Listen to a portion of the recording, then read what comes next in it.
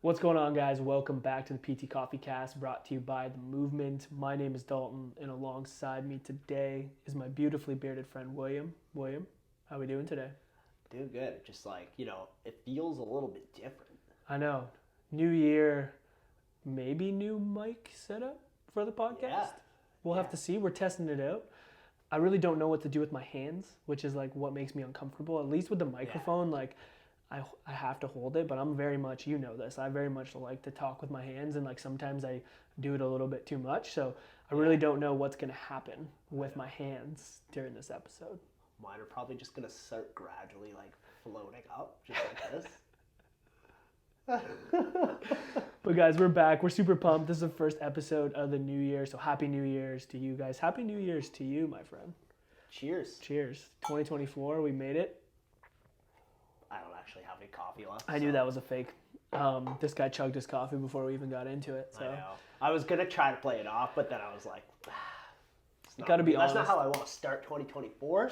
Totally. But we're back, guys. Before we dive into this first episode of the year, if you aren't subscribed to the podcast, make sure you subscribe on your podcast platform. That way you don't miss out on any episodes.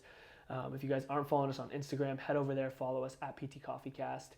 Unbeknownst to Will, probably I've been posting on TikTok. So the PT Coffee Cast has a TikTok account. If you guys are on TikTok, check it out. I've been just posting all of our clips there. So give us a follow, I think, on TikTok. And then if you guys want to see our beautiful faces, you can check out the full length video episode on our YouTube channel. We're really going to try to get that YouTube channel going with all movement content this year. So subscribe there and stay tuned. And then lastly, if you want to check out our website, themovementmentorship.com, check that out for all things mentorship and podcast. But today we're going to get into it. Will and I are going to share our New Year's resolutions for being a clinician, and then maybe a personal one as well. But to keep it in line with the podcast, we're going to dive into a little bit of a New Year's resolution for ourselves as clinicians to share with you guys. So as you listen to this podcast, think about yours. I think I might take a bit of a spin on it. I wonder if you're going to be very similar though Okay. with this because I feel like the spirit of like what we are as a brand and who we are is like trying to embody a healthy lifestyle. Like that's a big like movement standard. It's something we try to pursue. Yeah. And we do that because I think we truly believe in that, and we believe that that can help our ability to help people. Mm-hmm. And so my like New Year's resolutions are very much combined, both personal and clinical. Sweet. Like I think they're the same, and they're sort of like there's crossover. Yeah. Yeah, definitely. Because that's who we are, Yeah. as a brand. It's like they're one and the same kind of. Totally. Yeah. Yeah, I think that makes sense. I mean, I would say there's definitely a lot of crossover, and I think because you, I, and Dawn have like really set the standards of what the movement is. Like it's a lot of who we are as people. So I think those crossovers are there for sure. So yeah, I mean, let's dive into it. I'm curious to hear what you got. Okay, so I am going to consult my notes, okay, because I wrote it down, Okay. and it's just easier for me. All right. So Don't no judgment. Yeah, I was gonna say don't judge them. So my first one is I have two. Okay. Get more involved and learn more about competition training for CrossFit and for running. And so, I have some specific goals in that I want to hit. Like basically, we're running as a team. We're running basically a half marathon on the trails in May, and so that's something that I'm going to do. And then I want to train and compete in some type of CrossFit event with Alchemy. Yeah. So I'm kind of thinking that might be like the rowing regatta or something like that. Yeah. I haven't decided, but I want to do that because we see a lot of those people, and like, not that I don't know anything about that, but I think that I want to be more involved with it, and that's going to challenge me personally, just to pursue more fitness domains and challenges and things that are hard, but also to just learn like more about like what it takes to do that, and what's involved, like what are the types of training methods I might have to do that. How can I manage all of that in my lifestyle? I've got 2 kids, like how can I fit it in? And I think that'll really help just with my relatability with those communities that I try to serve to the best of my ability. So like that's kind of why I said like Yeah. it's very combined. Yeah. But that's kind of that's sort of the first one. Yeah, that's cool. I like that because like it definitely is going to obviously impact you from like your health, your physical health goals and that kind of stuff, right? And then it definitely will 100% allow you to be more involved and more aware of like what goes into the rehab process of those two communities, which we do see a lot of that. Like we see a lot of CrossFit and we see a lot of runners. And so I think there's a lot of value to understanding what it takes to pursue something like that, especially from a clinician standpoint. Like I've learned a ton about rehabbing and understanding what goes into maybe a rehab process for those types of communities by just being involved with them. And so that would 100% obviously impact you from a clinical standpoint. And I really like that because like we preach that a lot here about the importance of like as clinicians like getting involved in the community, but even more like kind of going off track here a little bit, but we talk about trying to like fill your caseload with people that fire you up and like build relationships with community partners so that you can see people that you want to work with. Like this is how you do it, right? You like insert yourself into that community, and that's how you start to work with people that you want to work with as well. So I think there's a ton of things that translate over to that. And I think like a lot of this has nothing to do with like learning a new technique or like reading research, which I do, but like I think a lot of people burn out in our profession because they're only just like trying to do that. Yeah. And it's like, why not, and it's how I've been trying to think about it more and more. We've had tons of conversations about this, but like, why not make your personal growth relate to, your abilities and your clinical life? Yeah, your personal growth and professional growth, especially in a profession that we're in, like can very much cross over. And I think like in any realm, if you want to improve on those things, like to find a way to marry the two is actually like a great way to do it, right? It's a great way to work on both things. And I think that's the beauty of like doing what we're doing and building what we're building here is like there is a marriage between those two things, which fires us up more, keeps us accountable. We actually enjoy doing those things versus like seeing it as like, oh man, this is something that I dread. Oh, I got to just do this continuing education because like it's what I'm supposed to do as a professional. I'm just going to take this course, whatever. So I think that there's a big importance to that for sure. Yeah, exactly. So that's the first one. Love it. Do you have more? I have one more. Okay. Because and you know this, I've been working on my nutrition. Yeah. And so, I've been working on that for a couple months already, but one of my big 2024 goals is to learn a lot more about nutrition. And so, like, I have, like, some specific goals with that. And, like, normally I don't talk about that much, but I think people can relate, and so why wouldn't I share my experiences? But basically, I've struggled with my weight for like just like my nutrition for probably like a few years now.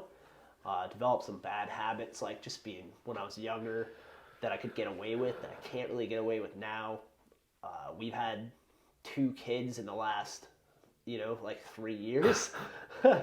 and so it's just, and then along with running the business, it's just been a challenge for me to that it's exposed that weakness in me, I think, more.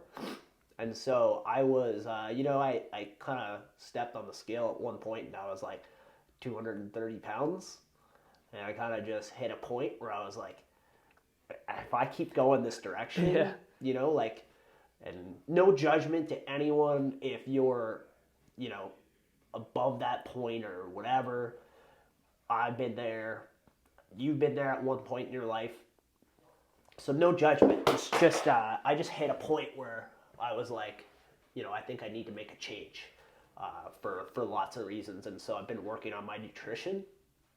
And I've already lost, I think, like 20 pounds total, I guess. So now it's the road to keeping that going. And so I want to learn more. It's been a knowledge gap for myself too. And I think like just learning more about like how can you use nutrition to you know, change your body composition, but also for your performance to keep yourself, you know, healthy, and what are the different things in that, so that I can just relate more on a broader health spectrum with my clients. And even though we have a dietitian and like I can refer them to her, and I do often, like to be able to start that conversation with a little bit more, you know, robustness versus just like kind of being like, oh, you have a random nutrition goal, see your dietitian. It's Right. like I'd rather be able to like Have some dialogue. yeah, and like be on their level and you know, communicate with them on a better, you know, level. So that's my Yeah. kind of second.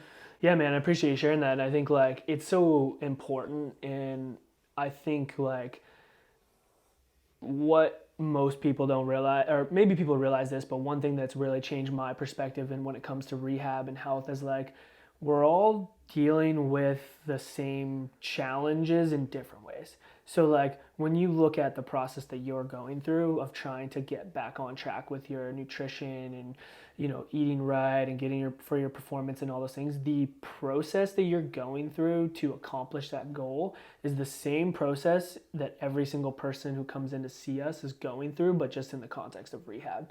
And so going through that process and being aware of how you respond and how you struggle and the things that have worked for you or the things where you fall off, like as much as we're individuals and everyone's going to have a little bit of a different scenario, there's a lot of principles that are similar that translate over to every realm. And so by you being aware enough and like focused on, okay, I'm sliding here and I need to make a change and I need to accept that, and then maybe I need to ask for help, and then maybe I need to get some guidance from an outside source, and then I need to, you know, be honest with myself on things that I need to change, and I'm going to implement these strategies, and I'm going to fail, and then I'm going to have to get back on track, and then I'm going to fail. Like going through that process, it's the exact same thing that everyone goes through in rehab. And so I think from a development standpoint, by pursuing something like that for yourself is going to be so powerful for you being able to share your experience and your learning lessons from your perspective on that with someone who's going through the journey on the rehab. And I think that relatability is like super powerful to helping people accomplish their goals. And like when we're looking at how do we develop clinically, like that's a great example of how you could develop clinically is just by learning those skills yourself and translating it over to rehab. Hell yeah. And, you know, I think I've had a lot of people help me, you know, like we have tons of conversations about this stuff, and you know pretty good about this stuff with what you've gone through, and that's really helped. And shout out to our dietitian D, who's also, you know, just taught me a lot about nutrition and my relationship with foods and stuff like that. But if you have a similar thing, or you can relate to my story, and you want maybe to just talk about it, or you know, have some accountability, just send me a DM at willpatnick on Instagram. Open book, you know, follow me, I'll follow you back, and yeah, let's chat a little bit, and we'll see if we can keep each other accountable a little bit. Let's go. I love it. Sweet. All right, let's hear it. Now it's my turn. Pass it over to me. Yeah, so for me, you know, I have like two things that pop in my head, and they're a bit like, they're not as merged as like yours, but maybe in some ways. But so one thing for me that I'm doing this year and I've set out to do. And if you follow me on Instagram, you might have seen that I've already started this. But I set a goal to ruck every day of 2024 for a minimum of 10 minutes. So it can be a minimum of 10, but a maximum of however long I want to go. And I'm going to do that every day for as long as I can until I fail or I finish out the year. And like one of the reasons that I wanted to do it was one, it's going to challenge me, not necessarily from like a physical standpoint, but from like a consistency standpoint. And I think if there's anything that I've struggled with in my life in terms of like accomplishing certain goals, it's like when I'm not consistent. And a lot of times people think like the simple things are really easy to do, but the simple things are actually really hard to do, but they're the things that are going to get you to where you want to go in your goals. And so it's very simple to ruck 10 minutes every day. Like it's really not that long of a time. And rucking, which is just basically putting weight in a backpack, is very easy to do anywhere, right? And so I'm challenging myself to do that, and I'm hoping like as I go through that, I can share some thoughts of my journey and my story and my growth and like my life and the goals that I've set out in hopes to like help other people. So that's one of my New Year's resolutions. I'm really excited about this challenge. I might join you at some point. We'll see. But also, I noticed you've been posting on your personal page. Yeah. And I'm loving the kind of like daily hits of, Yeah. whatever's going on through your mind. And I think those are super valuable. So I feel like people want to follow along. They should. So, what's your Instagram? Delano.93. Yeah, definitely go check that out. And, if you want to do it alongside, maybe. Yeah, who knows? We'll see. Give it a The try. year is a long time, so maybe we'll have some fun with it in certain months, or like I'll come up with some creative ideas to keep myself engaged, which maybe will hopefully keep other people engaged. Maybe I'll ruck with you on my back one day. Dude, we got to do that now. For 10 minutes. So that's one of mine. The other one is a little bit more clinical, and I think something that I really want to try to do this year with my clients is really slow down a little bit and soak in the moments that we have together, whether that be like them going through their wins, but also their struggles, and try to be just like more present in discussing and celebrating those things with them. It's something we talked about a lot on the podcast, about how it's important to really highlight those things for your clients, but how it's also really important to do it for yourself as a clinician, because like we're obviously in this profession to like help people, and I think we really do have the opportunity to have a massive impact on people's lives. And so slowing down and being able to share those moments with people, I think is something that I want to do a better job of, because I think it's not only going to help my clients more, but it's also going to help me more. And there's times throughout the year, and I'm sure everyone goes through this, where like, you're feeling a little bit tired and you burnt out a little bit, and like, you kind of question sometimes, like, why are you doing these things? Like, I think it's just natural to have that. And so I think by slowing down and embracing those moments a little bit more, sharing those conversations with people, providing space for those opportunities to happen in a session, I think is going to be like really valuable to the clients and to me. That's huge, man. I love that goal and focus. I think more people could benefit from trying to do that. I think sometimes we lose sight because you're so focused on like the how, like how am I going to, get this person to their goal, or how am I going to help them reduce their pain in X, Y, Z what area. progressions, what regressions, like what like all of those things. Like your brain is constantly focused on those, which is good. Like we need to do that, or else we won't get clients to where they need to go. But sometimes you forget. Yeah. It's like the person is coming to you partly often because they want someone else to like have just be there through the experience. And that's wins and, maybe the hardships along the way, right? is like just to have someone else there who's like able to just hear you out or help you celebrate, you know? And I think that's like some of the best. It's like, you know, it's sweet if we hit a new goal or PR or something, but the best part is being like, yo, man, like I finally got like whatever 10 pull-ups or, Yeah. you know, like a 500-pound bench press, right? Yeah. Yeah, for sure. That's what I'm going for. Just threw that out there. Yeah, and I think like, you know, a lot of times too, we're quick as clinicians to brush off the impact that we have.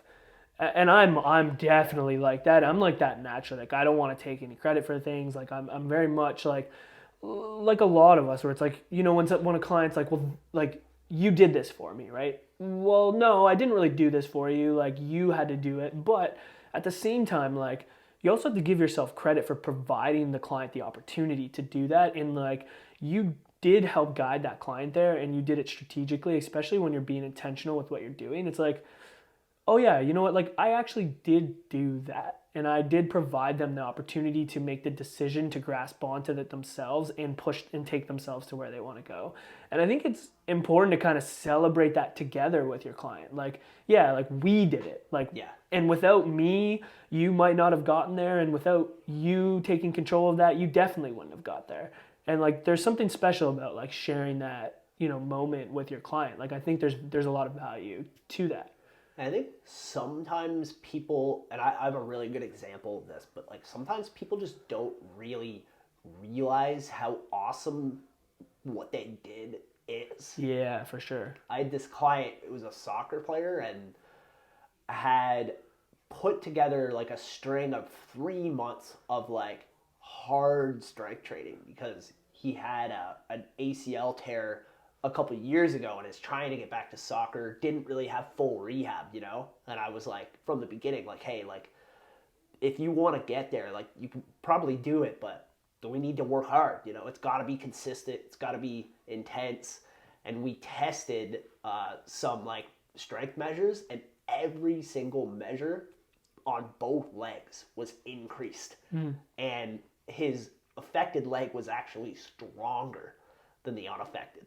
And this is like a huge accomplishment, you know, not just like the actual outcomes, but also like the work that got put in. Like we're talking Bulgarian split squats and, you know, like all these hard exercises to get there, right? For someone who maybe strength training is not really their passion to begin with, right? And so it was kind of like one of those things that was going to slip away, but I was like, yo, man, like, think about what you did to get here. Like, this doesn't happen, like, every time. And, you know, most people don't do this. Most people just accept that they can't play soccer. And that's the reality. Like, this is huge. You keep going, you're going to get there, you know? And, like, then went and told the story to our client experience manager and, like, asked permission. Like, can I share this? And, like, we talked about it. And by the end, he's like, you can tell he's like, oh, yeah, like, I guess it's pretty sweet, you know? Yeah. But may have just kind of been like, yeah, sweet. Next. Yeah. Doing plyos. Yeah. Yeah, and that's kind of what I mean. Like those are the things that I think you do a really good job of that I'll do, but I'll forget about sometimes. So that's why it's my New Year's I'm resolution. excited. Yeah. I think that's great. Yeah. Solid. Yeah, that's it. That's all I got. Let us know yours. Yeah. Let us know in the comments of the YouTube version of this episode if you guys are watching on YouTube. Shoot us a DM on Instagram at PT Coffeecast if you're just listening to this and you want to let us know about your New Year's resolutions, whether it's personal or professional, both. If they're married like Will's, whatever it is, make sure you share it. If you guys aren't subscribed to the podcast, make sure you subscribe on our podcast platform, whether that be Apple Podcasts, Spotify, wherever you're listening. And then if you want to learn more about the mentorship, head over to the movementmentorship.com. Yeah, that was fun. Yeah, it was a good one. Yeah, that's all we got for today, guys. As always, stay caffeinated. Peace.